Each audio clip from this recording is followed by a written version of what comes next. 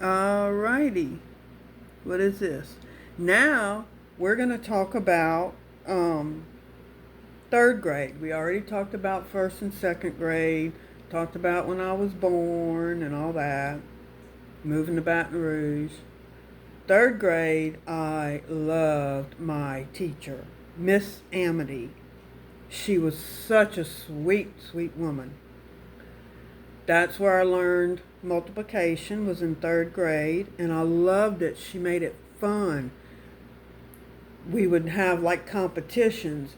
She would draw these circles on the board, and in the middle another little circle, and like the one in the middle, say it was a 2, that was your times, and then lines coming out almost like a clock, and you would put different numbers, and then you had to say, okay, what's 2 times 5, what's 2 times 6, what's 2 times 4, and whoever would finish it and bring it up to her desk the quickest with nothing wrong on it, everything right, would get like a piece of candy or something. I tried and tried. But my desk was further from her desk than this other boy in school who was good in math. And he almost always got the piece of candy because he was closer to the teacher than I was. That really wasn't too fair, I don't think. I should have got a piece of candy sometime. Anyway, didn't hold it against her. I still loved her. And she had taught my brother when he was in third grade. So she knew Carl, and she loved Carl. Well, Carl's class was in the other building across from where mine was. I think he was in like sixth grade. And every now and then, I sat kind of close to the window, and I could see when he would go sharpen his pencil. So that was like a big deal. I'd wave to my brother, you know. He'd wave back. He probably thought, that's my little sister. That's my geeky little sister. But one day we had to draw a picture of our family. And I'm drawing a picture of Daddy, and I'm trying to put a shirt on the person, and I didn't know how to draw sleeves. So I just left it like, you know, some people call them wife beaters. It looked like one of those wife beater shirts with no sleeves, t-shirts. Well, she just thought that was the greatest thing. She thought it was funny and unique.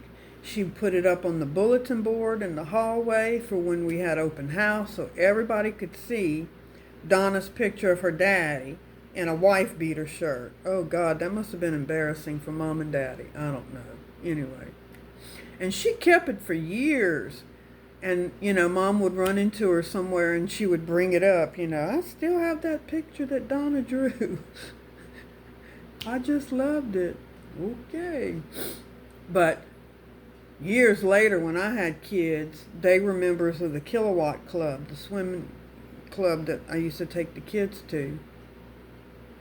And we'd see her out there sometimes, like on picnic day. They would have something in September to close out the summer season, and then I think it was, I guess, in May around Memorial Day is when the pool would open. But anyway, so I got to see her once in a while after that. But I remember Diane was in my classroom, and years later I'd meet up with her again in junior high, and we had become friends. She sat in front of me. I remember this guy, Keith. He was like the class clown. I never understood him. You know, back then when you're just a little kid, you don't understand if somebody's got problems or whatever. But then years later, when he became an adult, he supposedly had molested a boy that he was babysitting. And I think he went to prison for that. But I think he had a lot going on up here that was messed up. I don't know. I don't know what makes a person do that. It just, it's terrible. It's horrible. But that was third grade. Oh, and in third grade, I met a new set of twins, Patty and Kathy. Patty and Kathy Busby. They were so cute and so sweet. One of them broke her arm one time. I think it was Kathy. Might have been when she was swinging. And she used to chase people. She had she had her arm in a sling, and she used to chase kids with her, I'm going to get you with my arm. you know, this was before internet. This was before we had to make up our own games. We had to make up our own playtime and just try to be creative sometimes and do the best we could, if we wasn't playing chase or whatever. We were doing crazy little things like that. Rudy, I remember, was in my classroom. And boy, he was a fast runner. Watching him at recess, he was quick, fast. And he used to do that little, what was that little mouse? The little Mexican mouse. Arriba, arriba, andale, andale. That's what I remember about him. And then Kevin, another guy in my class. I remember sometimes the teacher would take us out. This was in addition to having our 2 recesses a day. She'd take us out just for some fresh air or whatever and do something. And one day we were playing Red Rover, Red Rover. And so all this little line of girls is standing there holding hands and arms, and somebody said, Red Rover, send Kevin right over.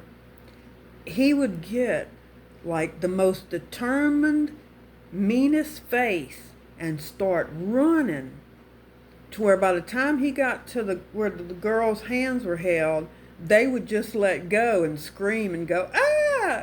They didn't want him running through and breaking their arms. And so he would always be able to take one back for their team. So most of the time the boys would win and the girls would lose because we were all a bunch of little baby sissies. And then we found out at the end of 3rd grade that they were building a new school. And I was going to have to go to a new school the next year, which was a little exciting and a little, scary. A new school. But anyway, so 4th grade, I started a new school. And we'll talk a little bit about that one later. All right? So that's all for now. I hope y'all not bored yet.